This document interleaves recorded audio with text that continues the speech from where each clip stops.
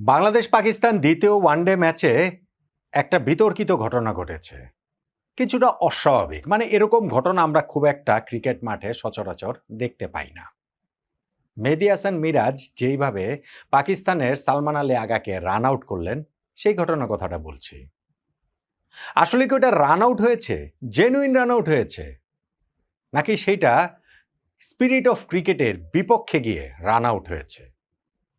Genuine run out হয়েছে কিনা আসলে এই প্রশ্নটা করাটাই ঠিক না, কেননা রান আউট হয়েছে। আপনি যদি বাই বুক ধরেন, ক্রিকেটের ব্যাকরণ যদি মানেন, ক্রিকেটের আইন কানুন যদি হিসাবে ধরেন, তাহলে তো অবশ্যই সেটা রান আউট হয়েছে। সো এই প্রশ্নটা অবান্তর যে জেনুইন রান আউট হয়েছে কি হয়নি। প্রশ্ন যেটা হওয়া উচিত সেটা হচ্ছে গিয়ে, এই রান আউটটা কি আসলে ক্রিকেটীয় স্পিরিটের বিপক্ষে গিয়ে হলো কিনা। মেহেদী হাসান মিরাজ বাংলাদেশের ক্যাপ্টেন, আউট অফ ডেসপারেশন থেকে তিনি ওই কাজটা করলেন কিনা, যেইটা আইন সিদ্ধ কিন্তু ক্রিকেটের স্পিরিট বিরোধী। আমার একটা খুব সিম্পল আর্গুমেন্ট এই জায়গাটাতে রয়েছে, আমার সঙ্গে আপনি এটা মিলিয়ে নিতে পারেন। নট নেসেসারিলি যে আমার সঙ্গে আপনার একমত হতেই হবে তা নয়, কিন্তু আমার আর্গুমেন্ট আপনি শুনে দেখতে পারেন। ঘটনাটা ঘটেছে ইনিংসের ৩৯তম ওভারে, যখন মেহেদী হাসান মিরাজ বোলিং করছিলেন। পাকিস্তান তখন তাদের ওপেনিং পার্টনারশিপে 100+ একটা জুটি হয়েছে, তারপরে খুব দ্রুত 3টা উইকেট হারিয়ে ফেলেছিল। সেইটা সামাল দিয়ে আবার সালমান আলী আগা এবং মোহাম্মদ রিজওয়ানের আরও একটা 100+ পার্টনারশিপ হয়ে গিয়েছিল। বাংলাদেশ তখন ডেসপারেটলি উইকেটের জন্য সার্চ করছিল, যে কোনোভাবে বাংলাদেশের উইকেট নিতে হবে, তা না হলে পাকিস্তান তো থ্রেট করছিল যে 300+ বটেই, সেইটা 330-340 রানও না এই উইকেটটাতে হয়ে যায়।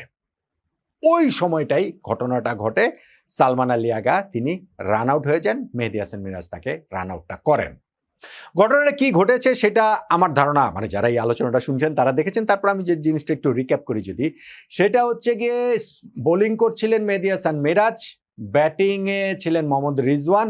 তার ব্যাট থেকে আসা বলটি এই মিড অনের দিকে যাচ্ছিল, সেই সাইডেই ছিলেন নন স্ট্রাইকিং এন্ডের ব্যাটসম্যান সালমান আলী আগা। যখন রিজওয়ানের ব্যাট থেকে ছুটে আসা বলটি এই দিকে আসে, মেহেদী হাসান মিরাজ দৌড়ে গিয়ে সেইটা বলটা ঠেকানোর চেষ্টা করেন এবং তার পায়ে লেগে বলটা ঠেকে যায়। মিরাজ এবং সালমান আলী আগা মোটামুটি একসঙ্গেই হয়ে যান ওই জায়গাটাতে। মিরাজের পায়ে লেগে সেইটা সালমান আলী আগার প্যাডে লাগে, বলটা তার ব্যাটেও লাগে। এরপরে পাকিস্তানের ব্যাটসম্যান একটু নিচু হয়ে বলটা তুলে দেওয়ার চেষ্টা করছিলেন মিরাজের দিকে।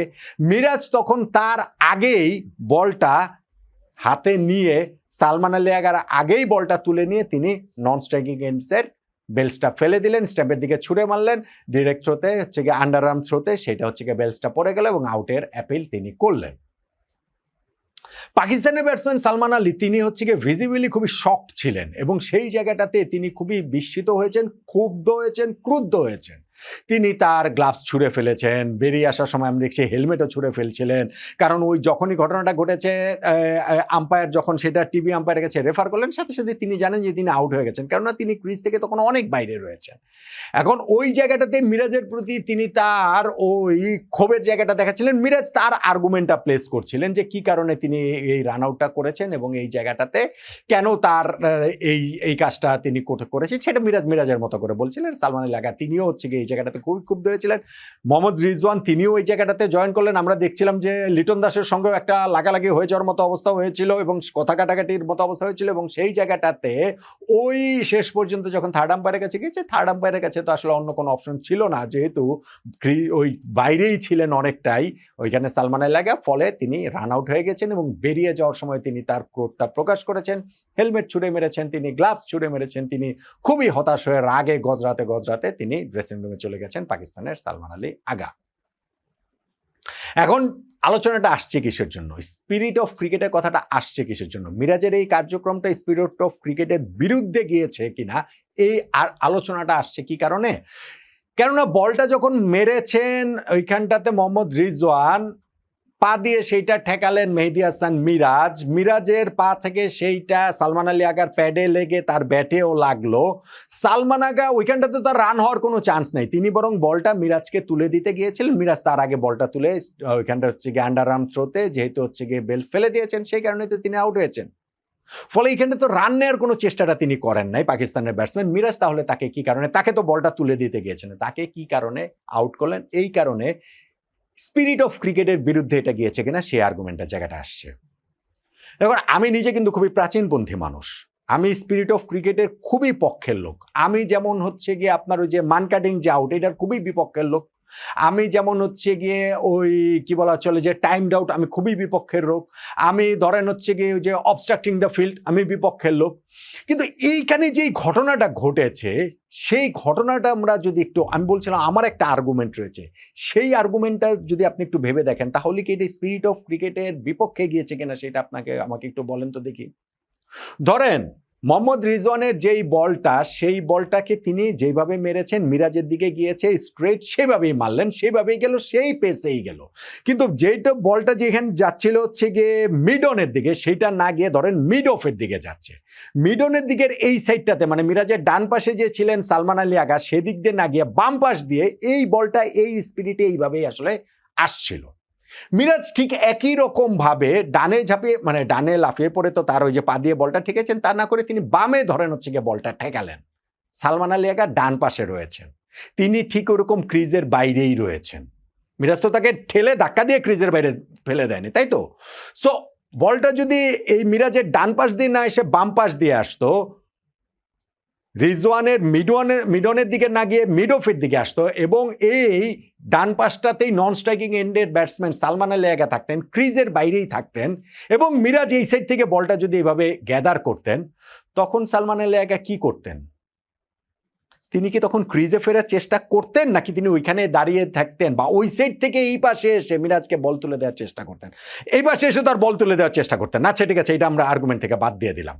তিনি কি ক্রিজে ফেরার চেষ্টা করতেন কি করতেন না? বলটা এই পাশে না এসে যদি ওই পাশে থাকতো, মিরাজের ডান পাশে না এসে যদি মিরাজের বাম পাশ দিক দিয়ে যেত, সালমান আলী আগা ডেফিনেটলি ক্রিজে ফেরার চেষ্টা করতেন। কারণ তিনি জানতেন যে ক্রিজে যদি তিনি না ফিরতে পারেন, তাহলে তিনি রান আউট হয়ে যাবেন, মিরাজ রান আউটের চেষ্টাটা করবেন। সো যখন বলটা তার দিকে আসলো, যেই ঘটনাটা ঘটেছে, সেখানে তিনি ক্রিজে ফেরার চেষ্টাটা কেন করেন নাই? তিনি মিরাজের উপরে কেন তার ওইখানটাতে মনে হচ্ছে, ভাই তিনি তো ক্রিজের বাইরে আছেন, তিনি ক্রিজের ভিতরে থেকে তারপরে যদি তিনি বলটা মিরাজকে দেওয়ার চেষ্টাটা করতেন, আমি মেনে নিতাম, হ্যাঁ ঠিক আছে সেটা করলেন। কিন্তু তিনি ক্রিজের বাইরে রয়েছেন, এবং সেইখানটাতে মিরাজ একটা মানে তার পা দিয়ে বলটা ঠেকিয়েছে, পা দিয়ে যদি বলটা না ঠেকাতো, বলটা যদি মিডন পেরিয়ে লগনের দিকে চলে যেত, তাহলে তো তার রান নিতেন না? অবশ্যই রান নিতেন। সো এইখানটাতে মিরাজের এই ব্রিলিয়ান্ট যে এফোর্টটা, এবং যখন তিনি দেখলেন যে সালমান আলী আগা তিনি ক্রিজের বাইরে রয়েছেন, আন্নারাম থ্রোতে তিনি রান আউট করে দেওয়ার চেষ্টাটা তিনি করবেন না। এবং সেই কারণেই আমার কাছে এইটা, আমি আবারও বলছি, আমি স্পিরিট অফ ক্রিকেটের ভীষণ রকম পক্ষের লোক, আমি ভীষণ রকম প্রাচীনপন্থী লোক, কিন্তু সালমান আলী আগা যেটা করেছেন সেইটা আমার কাছে মনে হচ্ছে তার ব্রেইন ফেড হয়ে গিয়েছিল। আমার কাছে মনে হচ্ছে তিনি ওই সময় নির্বুদ্ধিতার পরিচয় দিয়েছেন, ক্রিকেটেও নির্বুদ্ধিতা। তার কাজ বল তুলে দেয়া না, তার কাজ ক্রিজে ফেরা। এবং আমি বলছি যে বলটা যদি অন্য পাশে যদি যেত, মিরাজ যদি ঠিক একইভাবে ফিল্ডিং করতেন, সালমান আলী আগা ক্রিজে ফেরার চেষ্টাটা করতেন, কারণ ওইটাই তার প্রাইমারি কাজ, বল তুলে দেওয়াটা তার কাজ না। ফলে ওই জায়গাটাতে সালমান আলী আগা আমার মনে হয়েছে যে তিনি, তার ব্রেইন ফেড হয়েছিল, তার ওই জায়গাটাতে তিনি কি করবেন বুঝতে পারেন নাই, সেই জন্য গিয়ে তিনি এরকমভাবে রান আউট হয়ে গিয়েছেন, এবং সেইখানটাতে মিরাজের উপরে স্পিরিট অফ ক্রিকেটের এগেনস্টে গিয়ে কাজ করেছেন, এরকম একটা দোষ চাপানোর চেষ্টা করেছেন। এবং আমি জানি যে এটার সঙ্গে অনেকেই হয়তো বা একমত হবে, ঠিক আছে, সেই দৃষ্টিভঙ্গি থাকতে পারে, আমার তাতে কোনো আর্গুমেন্ট নেই। কিন্তু আমার আর্গুমেন্টটা হচ্ছে কি, যেটা আমি শুরুতেই বলছিলাম, যে খুব প্লেন অ্যান্ড সিম্পল, যে বলটা যদি ডান পাশে না এসে বাম পাশে আসতো, সালমান আলী আগা যদি ঠিক এরকমই ক্রিজের বাইরে থাকতেন, তাহলে কি তিনি ক্রিজে ফেরার চেষ্টা করতেন, নাকি ওইখানে দাঁড়িয়ে দাঁড়িয়ে তিনি দেখতেন মিরাজ কি করে? সো ওইখানে যেহেতু তিনি ক্রিজে ফেরার চেষ্টা করতেন, নইলে মিরাজ রান আউট করে দিলে তো আর এটা নিয়ে বিতর্ক কিছু হতো না। সো এইখানটাতেও যখন তিনি ওই ক্রিজের বাইরে ছিলেন, তার প্রথম কাজ ছিল ক্রিজে ফেরার চেষ্টাটা করা। সেই চেষ্টা যে তিনি যখন করেন নাই, তখন আমার কাছে মনে হয় যে এটা ঠিক স্পিরিট অফ ক্রিকেটের এগেনস্টে কিছু না, বরং আমার কাছে মনে হয় মেহেদী হাসান মিরাজ এই জায়গাটাতে ভীষণ রকম একটা উপস্থিত বুদ্ধির পরিচয় দিয়েছেন। তিনি যখন বলটা ফিরিয়েছেন এবং তিনি দেখতে পেয়েছেন যে সালমান আলী আগা বাইরে রয়েছেন, ফলে তিনি হচ্ছে গিয়ে রান আউট করার সেই চান্সটা নিয়েছেন। এইটা যে তাদের 109 রানের জুটি হয়ে গিয়েছে বা 100+ জুটি হয়ে গেছে সেই কারণে করেছেন তা নয়। এইটা যদি ধরেন হচ্ছে গিয়ে শুধু 9 রানের জুটি হলেও, এই জায়গাটাতে মিরাজ এই কাজটা করলে আমি বলতাম যে না, তিনি এই জায়গাটাতে তার উপস্থিত বুদ্ধির প্রমাণটা দিয়েছেন। স্পিরিট অফ ক্রিকেটের এগেনস্টে যে কিছু করেছেন, আমার কাছে সেইটা মনে হতো না, এবং সার্টেনলি এই ক্ষেত্রে আমার কাছে সেইটা মনে হয়নি। বরং পাকিস্তানিরা এই জায়গাটাতে ওইখানটাতে তারা তেড়ে ফুঁড়ে মারতে গিয়ে ওই ওভারে রিজওয়ানও আউট হয়ে গেছেন, ফলে তাদের স্কোরটা আর অত বড় হতে পারেনি। তারা বরং এই ছোট ছোট ঘটনাগুলোর মোমেন্টে যেভাবে রিয়্যাক্ট করা দরকার ছিল, ক্রিকেটীয় যে স্মার্টনেসটা দেখানোর কথা ছিল, সেই স্মার্টনেসটা তারা আসলে দেখাতে পারেননি। বরং ওই স্মার্টনেসটা মেহেদী হাসান মিরাজ দেখাতে পেরেছেন বলেই আমার কাছে মনে হয়। এবং সেই কারণে আমি বলছি এইটা against the spirit of cricket আমার কাছে সেটা মনে হয় না, বরং আমার কাছে মনে হয় এইটা মিরাজের উপস্থিত বুদ্ধি, বাংলাদেশের ক্যাপ্টেনের, এবং সেইটাতে হচ্ছে গিয়ে যেই স্মার্টনেসের পরিচয় দিয়েছেন সেই জায়গাটা থেকে হচ্ছে গিয়ে বাংলাদেশ এখানটাতে ওই উইকেটটা পেয়েছে বলে আমার মনে হয়।